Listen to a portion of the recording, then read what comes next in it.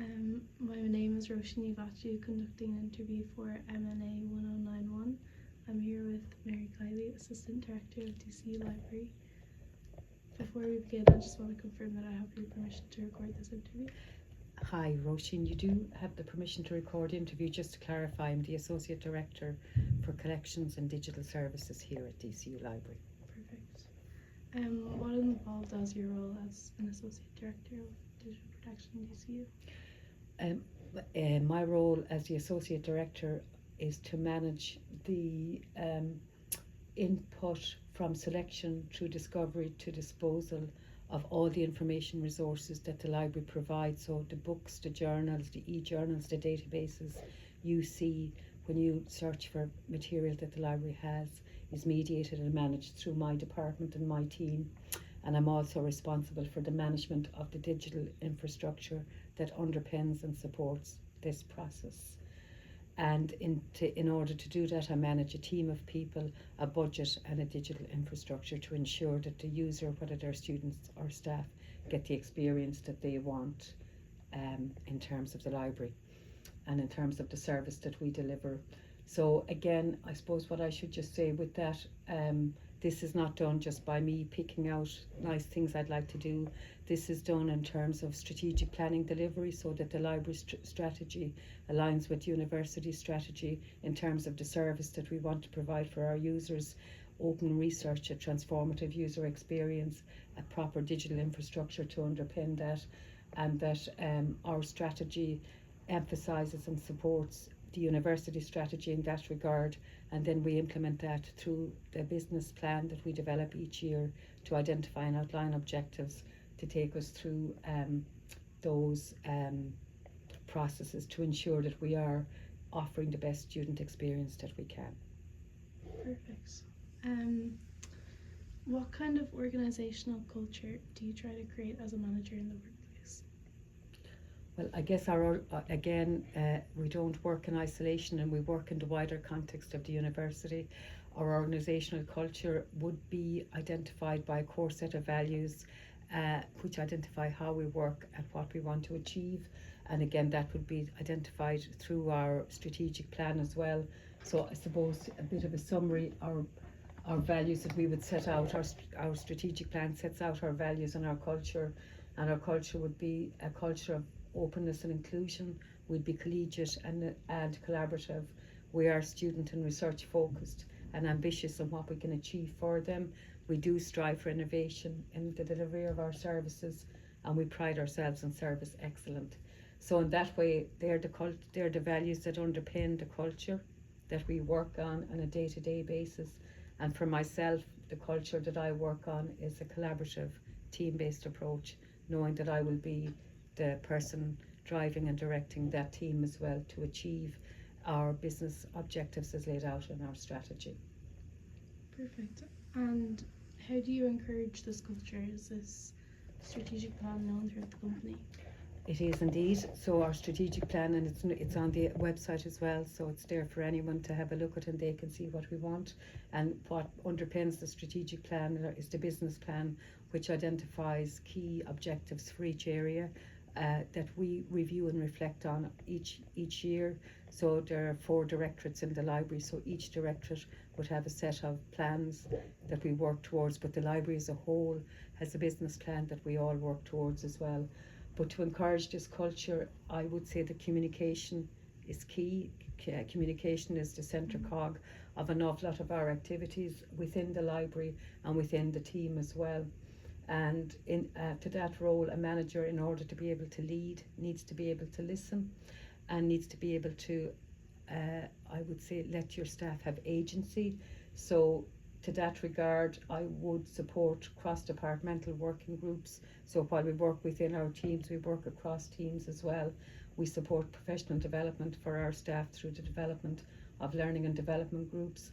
Importantly, we give our staff agency so they can manage their work and they can take pride in their work as well. And again, acknowledging that we allow people and our staff to make decisions, develop their skills and become effectively the experts in their area. I manage a team of 17 people. I don't know everything that they do, but I know that they know what they do. So my job is to make sure that we are delivering what we do through the business plan, that we can set out the goals and we can work together towards those, and that we have an ability to communicate the good and the bad, because how work proceeds is forwards and backwards a lot of the time, but that you can reflect on your achievements and review your challenges that you faced along the way as well. And I guess one of the things is to recognise and acknowledge the work that my team does and that the library does, that we support well-being of our staff, and we look at their ability to be flexible within their own work and to be able to manage their own work as well. So I would say really keep the lines of communication open, be prepared to be agile and flexible in your leadership, because this is a very rapidly changing environment and you need to be particularly always adjustable and be able to reflect and address issues as they arise, because we live in changing times. Perfect. And do you think you've ever had to adapt your leadership style to suit your organisation more? I suppose I would. I know one of the questions you had in there as well was do I think that the culture contributes to the work ethic? Yeah. And I would say, before I address the leadership style, I would say absolutely. I believe that a culture does contribute to people's work ethic and motivation, and where people feel involved in the process. They do take pride in their work. They are prepared to take the initiative, to be open to learning, to experiment and to contribute.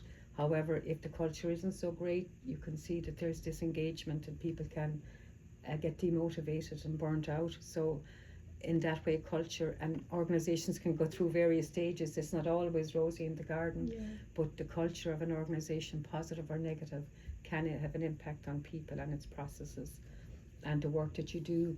So do I feel that we have to adapt our leadership style to suit the organisation more?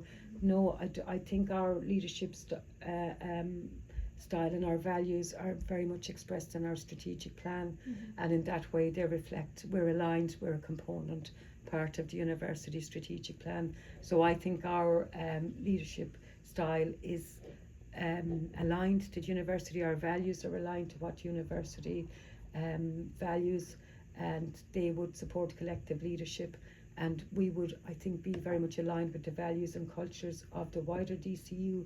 But I do think that you adapt your approach to situations. While I would say that I support collaboration and collegiality, I would also say that your leadership style doesn't stay static, in the same way that individuals have individual difference. One leadership style may be reflective. Somebody may prefer a more autonomous approach. Other people might like to be more directed and get more support. So you have to be able to adjust as you go. But that's in dealing with individuals and different type of projects that could be dependent on timelines, where some approaches need to be more controlled rather than collaborative. However, I do think that the job of the leader is that you are making a decision. You have to set out the goals, and your job is to make sure that the decisions need to be communicated, and the decision that's arrived at needs to be seen to be clear and transparent, because you won't always have a unanimous approach, but you need to be able to articulate your style and your goals within the style that you choose. In class, where you're learning about the triple bottom line, which is balancing social, environmental and economic impact, how do you balance supporting staff well-being, professional development and sustainability? I suppose I was a slight bit confused by this question. Is it that that we balance them in terms of that these are reflected, or that they all get support and attention from you? Oh, okay. Well, I suppose what I would say, just in terms of well-being, I think well-being is essential to staff, that this is something that, particularly across this university, that well-being is very much focused on, that there are policies and procedures in place to support the well-being of staff across the university, and certainly within the library as well, where it's can be down to the level of, again, individual acknowledgement, where you may need to acknowledge that certain adjustments may be required to support and give the best to your team, and to support your team in a meaningful way as well, individuals within the team and the team itself. I would also say that in terms of professional development, that we would support that staff would feel that they have a decision, that they're involved, there is inclusive decision making, and that there's an opportunity for staff to grow and be accommodated within the environment that we're working in, which I would say changes a lot, and we have to be prepared to adjust to the change as well. So I guess I would say that in the way of staff professional development, so staff well-being is in terms of their own, say, personal well-being, but their professional well-being as well, that they have a decent space to work, that we have hybrid working hours or flexible working hours, that professional development is acknowledged within our own strategic plan, and where we would have a learning and development group within the library itself, where we would support the CPD of library staff either through formal processes like conferences and attending seminars, and more informal ways within the library itself by peer-to-peer learning and availing of the resources that we have through vendors and through suppliers as well. So there's different ways that we can support staff in their professional development. And then in terms of sustainability, even just like that, it would be like, you could say there's economic sustainability, and how we can work towards that probably is using peer learning networks. So within the library we would have peer learning networks where staff can meet, talk, present to each other and learn from each other as well. Again, we would have university-led training a lot of the time, which would be free or reduced cost online training. We would get support from vendors in how we work, and in a lot of vendors now, that's part of the online world where a lot of training is available there.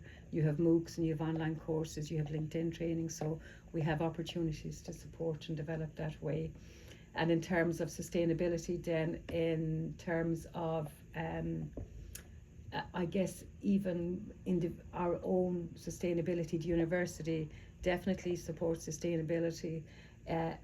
We support it in simple ways, I guess, through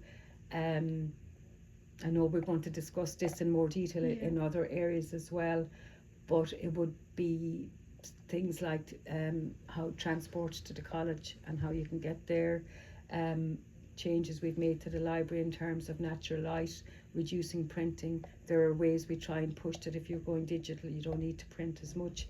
So there are ways that informally we try and do it, turn off part of your machines as well. These are the more informal ways just of staff, but in building collections we support and build sustainable collections as well. So I think that's something that you may be moving on to in the next question. Building on that. Now, is there anything there that you thought that I should cover that I haven't covered around? No, your answers are perfect. Around the triple effect. So as a library associate director, do you implement the UN sustainable development goals in the day-to-day operations in the office and or the library? If so, how? I guess what I would say is that there's no formal to say SDG equals this, but it's certainly something that libraries, not just us, but libraries in general, would be very much aware of the UN Sustainable Development Goals. And you can see directly that universities directly has a whole website associated with this, and where they outline what we do in terms of the university around sustainability and in supporting the UN SDGs as well. For us, I guess I would say where we probably would fit a lot is under the Sustainable Development Goal 4, quality education, and there it would be issues around developing collections to support equitable collections, to support access to collections, to support lifelong learning, to address information inequality. So in that way, where we would say that we would try and make sure information is accessible to all, and this is much more, I suppose, you can address it easier in the digital world in some ways, then it's more difficult to probably address it in the print environment. But for in terms of our information, where we would have it, that we would have licenses, we would have licenses available for you to access, all students to get access to material. We would have our information embedded in Loop, so it's where the students are at, so that they can find the information as well. Again, just in that,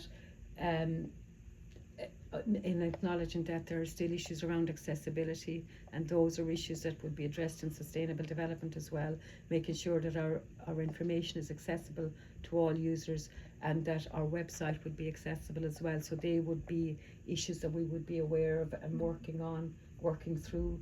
I think as well we would feed into wider initiatives, particularly around community engagement. So the library and literacy teams would engage with the age-friendly university here in DCU, and we would engage in literacy sessions for users from the age-friendly group. The library also promotes the History in Your Hands group, which offers literacy training to second level students who are working towards their history Leaving Cert, which I know can be stressful for people as well. Other ways that we would look at the UN SDGs would be around partnerships. So, for example, SDG 17 would be around, we would look at consortia purchasing, where libraries, we would group together to buy and to tender for resources. And one of the stipulations would be that we would look for suppliers who support green, so that one of the criteria for evaluation in a tender process would be sustainability, and responses, bids would be evaluated on the basis of how they replied to criteria around sustainability as well. And again, even within the so that means, for example, suppliers would have to provide information on sustainable initiatives and how they are sustainable, and how they can make the delivery of the service they give to us, how that is sustainable as well. And then we would partner within the university with estates and with other areas to make sure that our buildings are as sustainable as possible, within knowing that this is not something that's just going to be done today or tomorrow, but it's going to be a process that we will be working through as well. Yeah. So I think maybe some of that might address some of your issues. Yeah, that's perfect. And how do you make sure that your organisation is reducing its negative impact on the environment while also keeping to the library's budget? Yeah, so that's again, and this is where the partnering with other areas kind of comes in, and it's very important. So that we would say partner with other campus units. So the estates team, we have LED lighting now across the libraries, which was an initial big expense, but ensures that our lighting is as sustainable as it can be moving into the future. We would also be encouraging people to power down, that when they switch off lights, same as you have in your own house. What you do in your house, and you have 2 old ears going around telling the young people to turn off lights, but again here, turn off your machine, power down, switch off. Simple things like you would say for students, if you have it digital, try not to print. If you're printing, print double-sided to make sure that you're making the best available use of resources. If we get print material in delivery boxes, we would reuse those delivery boxes. That whatever we do, we try and use and reuse if we can. That we would recycle non-critical equipment. So if a machine that was being used here could be recycled to be a public-facing machine for the catalogue, we would partner with DTS, Digital Technology Solutions, to achieve that as well. So those are some of the ways that we would look at trying to make sure that we are reducing our negative impact.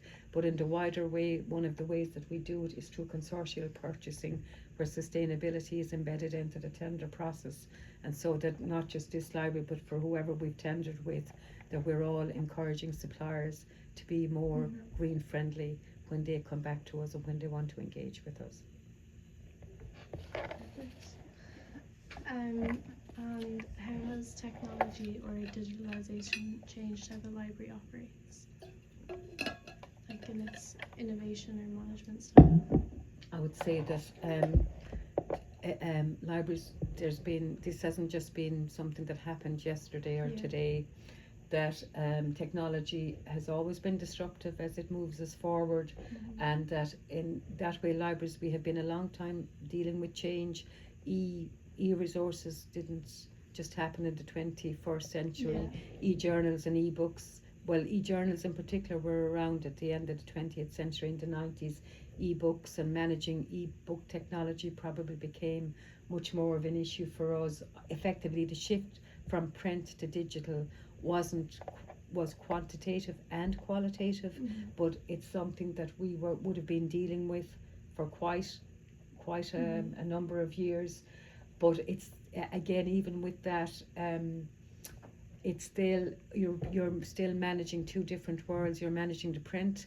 We're managing a world where a lot of the information is hosted remotely. So phrases like libraries without walls would have been around at a particular point in time, but as a student yourself, you see how much libraries with walls are still being used, and how students make use of the space, even if they're finding the information in a digital way and in a digital cloud environment.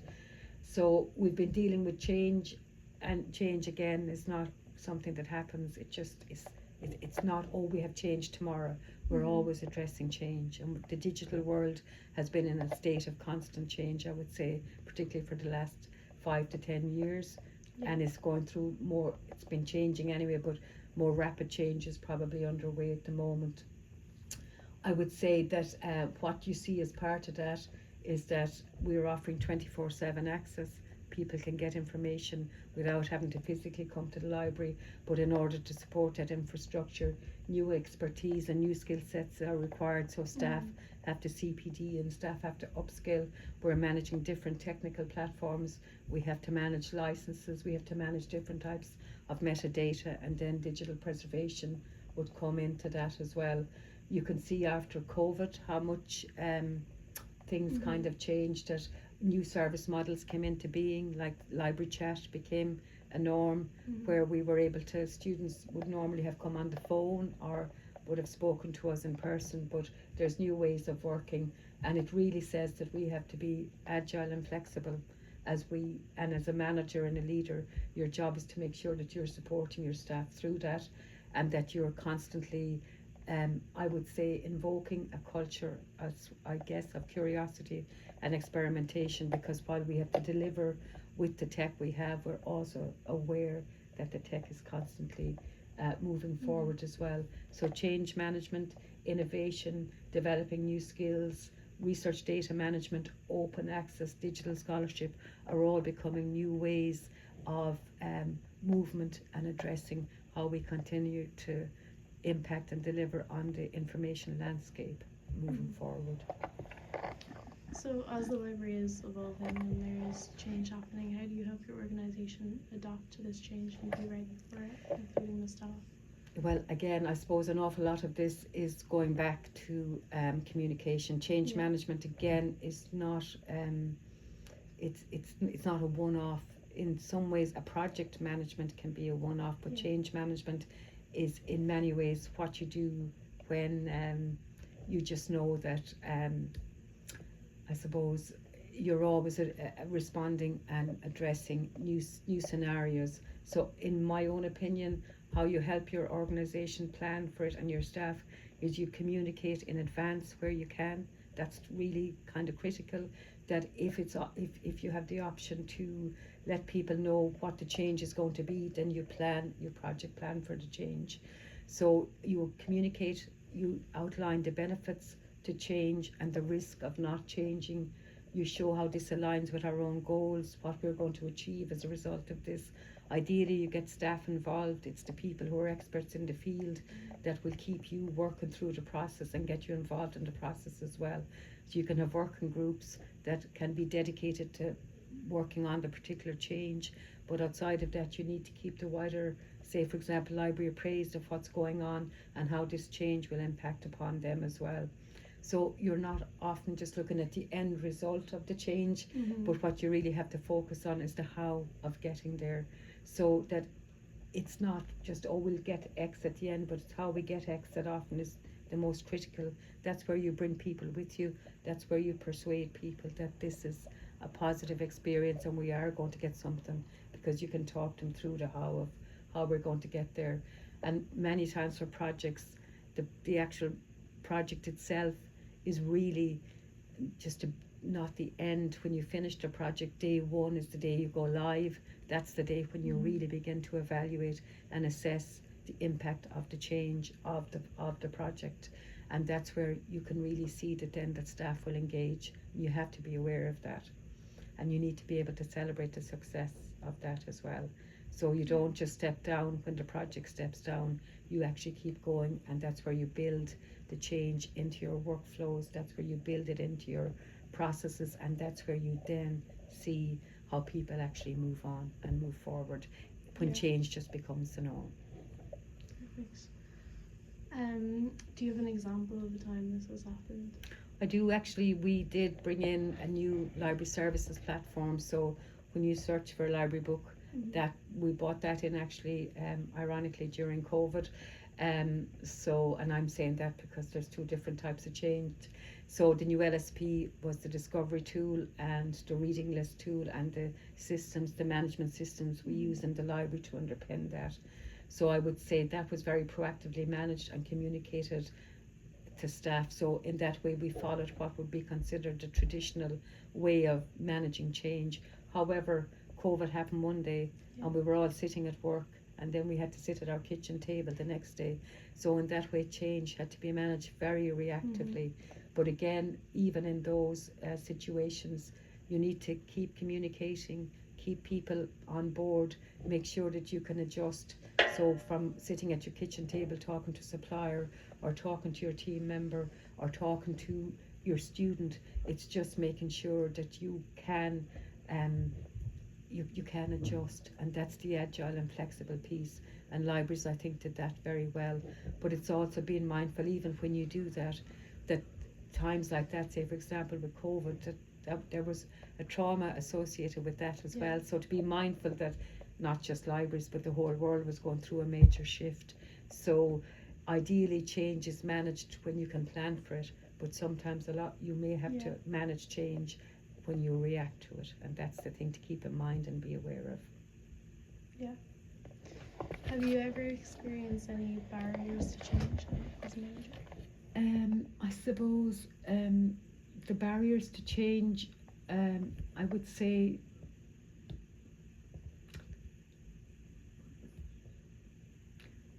I guess what I would say is that in terms of change, people,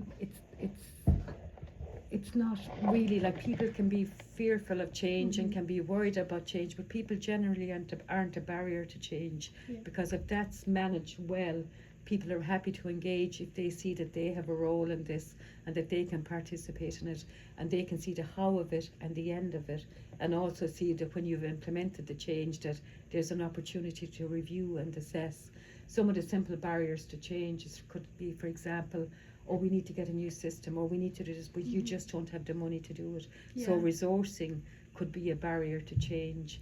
Timelines could be a barrier to change. A supplier mightn't be able to work within the timelines you want.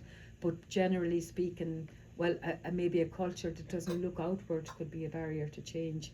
But I personally think that if you plan for it, that most people are willing to jump on and have a shot and see how that's going to look, but that you need to be able to resource it, and that sometimes for organisations can be problematic.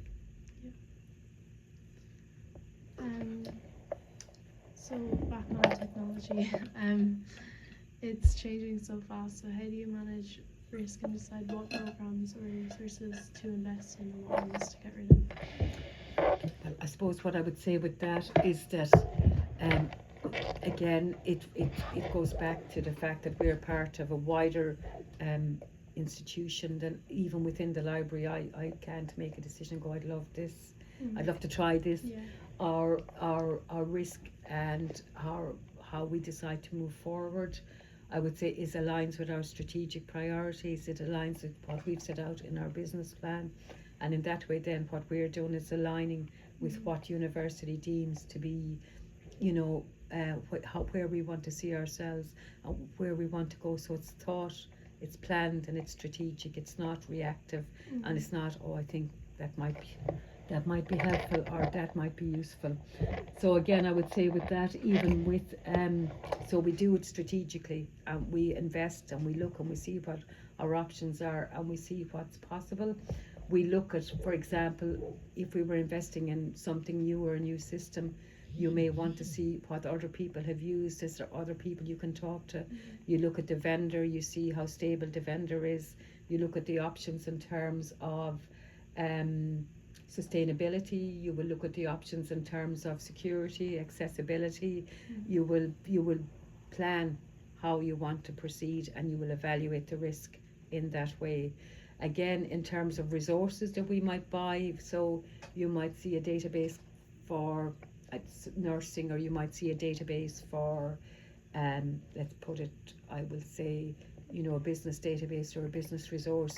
Again, those are, if we are purchasing something like that, it's in conjunction with faculty and schools.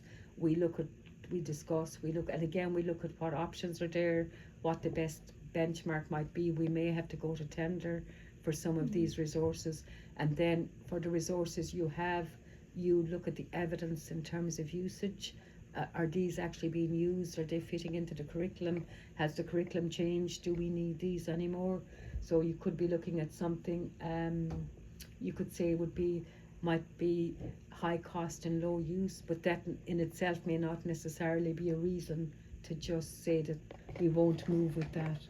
We would also want to see that it might be balanced with the school and faculty requirement. They may still need something like that. So the decisions you make are not individual, and they're not made in isolation. They fit into our strategic priorities, and we communicate out with the university to see how it fits in with what they need as well. And we evaluate what we get. Great. And one last question. How do you make sure that the digital systems you invest in today will be beneficial long term for you? Well, I guess what you want to make sure again is that the system that you have is future proofed, in terms that that's not just something we bought and it's going to sit there static, that the supplier we bought it from is prepared to develop, and that the system is constantly evolving and developing, and that it's keeping pace with technological change. One of the ways you want to future proof it is that it has the capacity and the ability to integrate with other systems. Upstream and downstream integrations are critical to how we work, because we move between systems and we push data often between one and another, and you want to know that a system has the capacity to be able to focus and manage integration as well. You also need to know that the vendor is secure, that this person is going to be around for a while. The financial model that you've agreed, if you can agree a financial model for 3 to 5 years, that's quite helpful, because that will give you a bit of scope and certainty that you can agree pricing over longer term. We just need to think in terms of security, accessibility, compliance, sustainability, that all of those issues are factored in when you're thinking about buying something as well, that you have that awareness, and that those I guess would form part of your baseline when you're looking at, and they would in any tender process, so that you would be able to kind of address a lot of those issues. But in saying that, we also know that we're living in the AI world of uncertainty, that probably this is one of the epochs of history, or the times of history, where technology is, I won't say in a state of flux, but we're coming into new horizons and new places that we may not have been before. So we still have to, I guess, evaluate or assess what the impact of AI will have on not just how we operate as human beings, but as how we operate in terms of the systems and services we provide as well, and how that may impact our decision making moving forward as well. Perfect. That's all my questions. So thank you so much.